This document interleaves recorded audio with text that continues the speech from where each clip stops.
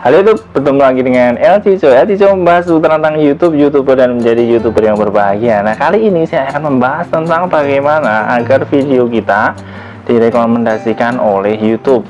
Caranya bagaimana? Yuk simak video saya kali ini. Bagaimana cara agar video kita direkomendasikan oleh YouTube sehingga penontonnya bisa meledak. Jangan lupa untuk subscribe, kemudian tekan tombol notifikasinya, loncengnya agar video kalian menjadi meledak dan video kalian bisa direkomendasikan oleh YouTube. Yuk langsung kita cek. Nah, yuk kita akan mulai. Untuk yang pertama, bagaimana agar video kita direkomendasikan oleh YouTube. Hal yang perlu kita ketahui adalah algoritma. Nah, pernahkah kalian melihat hal seperti ini? Nah, kalau kalian buka YouTube di PC atau di laptop, maka di sebelah kanan akan ada kolom rekomendasi. Nah, di situ di search engine-nya dari YouTube akan tampil sebuah video yang direkomendasikan oleh YouTube. Kalau kalian buka video lewat HP, maka tampilannya seperti ini, yaitu berada di bawah video yang kalian sedang tonton. Nah, bagaimana agar video kita tampil di beranda yang seperti itu, baik yang seperti di PC maupun seperti yang di HP kalian? Kita langsung lihat. Yang pertama yang harus kita ketahui adalah cara kerja algoritma. Algoritma seperti yang saya sampaikan sebelumnya mengkonekkan atau menghubungkan antara penonton dengan YouTube untuk mencari sebuah video yang tepat. Intinya bahwa algoritma ini akan mengkonekkan atau menghubungkan video yang dicari oleh penonton dengan relevansi dari video yang dicari. Itu kita harus ketahui cara algoritma bekerja. Dia akan mencari sebuah video yang mempunyai relevansi tinggi. Misalkan channel kalian adalah channel kue, membuat kue, dan ketika ada orang yang mengetik kue tradisional, cara membuat kue pancong maka ada kemungkinan besar ketika itu merupakan channel kalian membuat kue tradisional, maka cara membuat kue pancong akan direkomendasikan oleh YouTube. Ada kemungkinan seperti itu. Nah, cara kerja algoritma adalah seperti itu. Itu yang harus kita ketahui.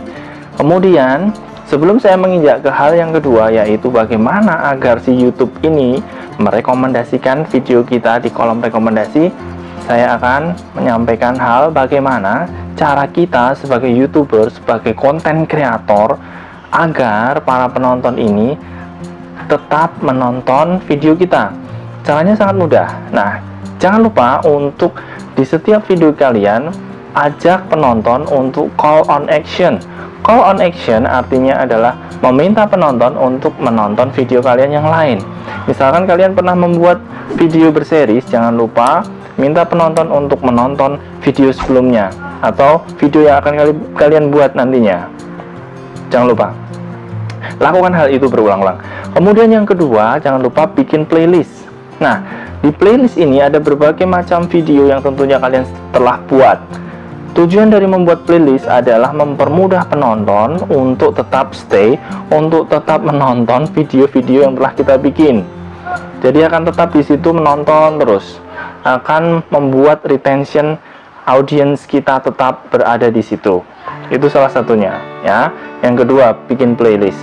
Yang ketiga, kalian bisa bikin iCard dan juga end screen card. Fungsi dari iCard dan juga end screen card ini adalah mensuggestkan kepada penonton bahwa kalian memiliki video-video yang lain untuk juga bisa ditonton. Nah, itu penting sebagai kreator, kita sebagai seorang YouTuber, untuk mensuggestkan, untuk menyarankan penonton agar penonton menonton video-video yang telah kita bikin. Itu ya, paham ya? Ingat. Tadi yang pertama sudah kita bahas tentang cara kerja algoritma dan bagaimana seorang konten kreator mensuggestkan, menyarankan penonton agar menonton video-video kita. Nah, yang kedua sekarang yang tidak kalah pentingnya, nomor 2 sangat penting, bagaimana agar YouTube ini merekomendasikan video kita untuk ditonton banyak orang. Nah, seperti yang kita ketahui bahwa algoritma bekerja berdasarkan data. Nah, data apa? Data dari video kita yang dimasukkan dalam judul, deskripsi, teks, thumbnails, like, dislike, dan juga komen. Itu data yang harus dimiliki dari sebuah video agar algoritma ini mampu mengenalinya. Nah, caranya bagaimana agar algoritma ini mengenali data kita? Maka kita harus bikin satu persatu secara teliti. Yang pertama, judul. Apa yang membuat judul ini istimewa? Maka sebelum kalian membuat judul, tentukan dulu keywordnya. Lakukan riset, ya, riset untuk keyword. Caranya bagaimana? Kalian bisa buka di Google Trends ataupun di YouTube Search maupun di TubeBuddy. Nah, saya akan bikin video untuk bagaimana cara efektif untuk membuat keyword search. Ya, itu sangat penting. Keyword, kita tentukan dulu keywordnya sebelum kita memilih judul yang tepat untuk video kita. Itu sangat penting. Itu yang pertama. Yang kedua, jangan lupa kolom deskripsi kalian isi. Deskripsi ini sangat penting karena deskripsi merupakan salah satu data dari algoritma untuk mengenali video kita. Nah, cara bikin deskripsi bagaimana? Tidaklah sulit. Bikinlah deskripsi. Kalimat pertama dan kalimat kedua merupakan poin yang sangat penting. Masukkan judul kalian ke dalam deskripsi dan lakukan itu berulang-ulang secara alami. Ingat, secara alami. Jangan asal copy paste, judul di copy kemudian dipaste di deskripsi. Bukan seperti itu cara kerjanya, tetapi kita harus membuat sebuah kalimat atau runtutan kalimat yang natural. Buat antara 2 sampai dengan 3 paragraf di deskripsi sehingga nantinya algoritma akan mengenali, ya. Sekali lagi, supaya algoritma mengenali data kita melalui deskripsi. Kalimat pertama dan kalimat kedua merupakan informasi. Ketika kalian buka sebuah video, maka di situ nanti di kanan akan ada 1 atau 2 kalimat yang menunjukkan bahwa itu sebuah informasi dari video tersebut dan membuat orang akan mengklik video tersebut. Itu yang kedua. Yang ketiga adalah tag. Tag penting. Ada 500 karakter yang ada di sana, maka isilah tag tersebut sesuai dengan jumlah karakternya. Nah, kalau kalian kesulitan mencari tag, kalian bisa juga mengcopy paste dari tag orang lain. YouTube yang sudah besar bisa di copy dari sana. Bagaimana caranya? Gunakan tag generator. Nah, itu mudah sekali. Gunakan tag generator dan copy, kemudian bisa dipaste di video kalian untuk tagnya. Paham ya, untuk tag. Kemudian yang berikutnya adalah thumbnail. Saya telah membahas bagaimana membuat thumbnail yang menarik, kemudian thumbnail untuk menarik penonton agar penonton menonton video kita.